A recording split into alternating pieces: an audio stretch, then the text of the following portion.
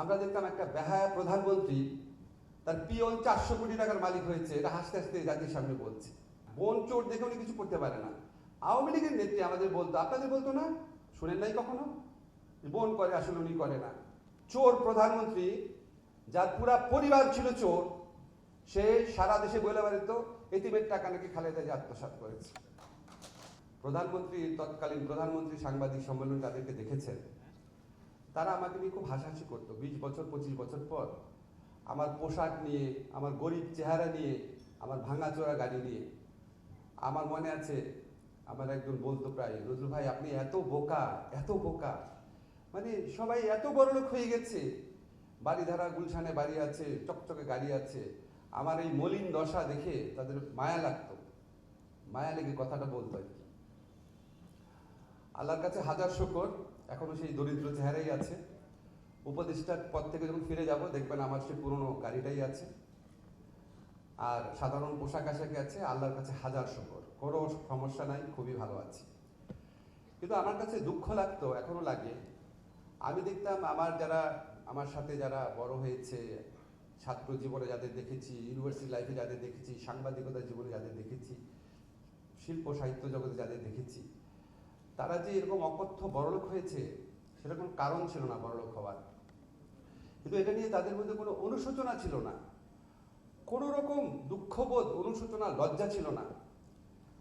আমার বলতে লজ্জা লাগছে, আমার এক বন্ধু, ক্লাস ফ্রেন্ড, ওরকম ঘনিষ্ঠ বন্ধু না, সে একটা জেলার জাজ ছিল। সে আমাকে একদিন ফোন করলো, যখন সে স্টুডেন্ট লাইফে খুব দরিদ্র অবস্থায় ছিল, বহুভাবে তাকে আমি হেল্প করতাম।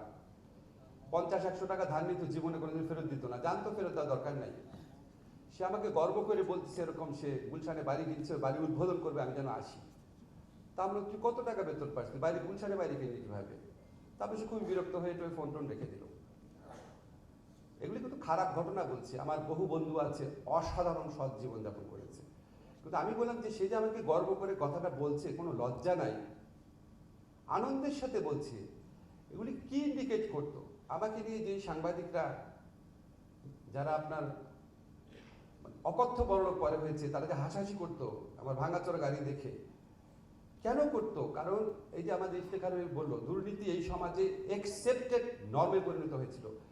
কেউ প্রশ্ন করতো না এই লোকের এত টাকা কোথা থেকে আসলো, গর্ব করতো, খুশি হতো, আরে তার এত টাকা। অবৈধ বৃত্ত নিয়ে অহংকার চলতো, কে কত বাড়ি কিনেছে, কে কত এই করেছে। আমি দেখেছি কিছু কিছু আড্ডায় সাংবাদিক 111 পিরিয়ডে আমাদের দুঃখ করে বলতেছে যে আমাকে ডিজিএফআই জিজ্ঞাসাবাদ করতেছে, আমি 15,000 টাকা ভাড়া দিয়ে থাকি। সেই সাংবাদিককে দেখেছি ঢাকা ক্লাবে 50 লক্ষ টাকা খরচ করে ঢাকা ক্লাবের মেম্বার হয়েছে। 15,000 টাকা ভাড়া দিয়ে থাকতো, সে 50 লাখ টাকা দিয়ে ঢাকা ক্লাব, 50 লাখ না বোধহয় আরো বেশি, আমার এত বড় লোকে অঙ্ক আমার মনে থাকে না। আশ্চর্য লাগতো, তুমি একসেপ্টেড নর্মে পরিণত হয়েছিল। কেন হয়েছিল? কারণ দুর্নীতির কোনো বিচার তো হতোই না। দুর্নীতি যে একটা খারাপ জিনিস, এটা ভাবার সংস্কৃতি পর্যন্ত আমাদের সমাজে চলে গিয়েছিল।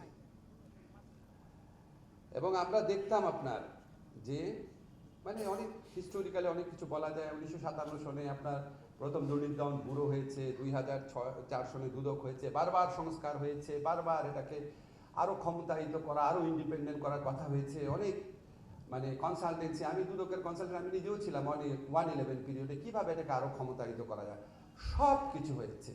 But at the end of the day আমরা গত 15 বছর দেখেছি, আমরা দেখতাম 100 টাকার বালিশ নাকি 4,000-5,000 টাকায় বিক্রি হচ্ছে, 200 টাকার বালিশ। মানে আমরা দেখতাম যে 6টা ব্যাংক লুটপাট হয়েছে। আমরা দেখতাম বাংলাদেশের একজন সাধারণ ব্যবসায়ী সিঙ্গাপুরের সবচেয়ে বড় লোকের একজন হয়ে গেছে। আমরা দেখতাম ক্যাসিনো ব্যবসা করে ঢাকা ইউনিভার্সিটি ক্যাম্পাসে একসময় ছিনতাইকারী হিসাবে পরিচিত এক লোক 1,000 কোটি টাকার মালিক হয়ে গেছে। আমরা দেখতাম একটা বেহায়া প্রধানমন্ত্রী তার পিয়ন 400 কোটি টাকার মালিক হয়েছে, এটা হাসতে হাসতে জাতির সামনে বলছে। আমরা টেলিভিশন চ্যানেলে প্রোগ্রাম করতে যেতাম, আওয়ামী লীগের কোনো নেতার সাথে দেখা হলে বলতো আপা তো আসলে কিছু করতে পারে না, ওনার ছোট বোনের জন্য। কি মানে বোনের প্রতি কি মায়া, বোন চোর দেখে উনি কিছু করতে পারে না। আওয়ামী লীগের নেত্রী আমাদের বলতো, আপনাদের বলতো না? শুনেন নাই কখনো? বোন করে, আসলে উনি করে না। আমরা বিভিন্ন জায়গায় আড্ডায় শুনতাম শেখ হাসিনার ক্যাশিয়ার কি, রেহানার ক্যাশিয়ার কি, সালমান কার ক্যাশিয়ার, জয়ের টাকা কার মাধ্যমে যায়, পলক কার টাকা রাখে। শুনতেন না? শুনেন নাই? কেউ আছেন একজন শুনেন নাই? আছেন? একজনও আছেন যে শুনেন নাই? দুদক তো ছিল, উচ্চ আদালত তো ছিল, কোনো বিচার হয়েছে? কিচ্ছু হয় নাই বিচার। বিচার কার হতো? খালেদা জিয়ার বিচার। 3 কোটি টাকা একটা জায়গায় রেখেছে প্রক্রিয়াগত ভুলের জন্য, একটা টাকা সেখান থেকে কেউ আত্মসাৎ করে নাই। আত্মসাৎ মানে ভোগ করা, করেছিল। 3 কোটি টাকা ব্যাংকে থেকে 6 কোটি টাকা হয়েছে, ওই টাকা কেউ টাচ করে নাই।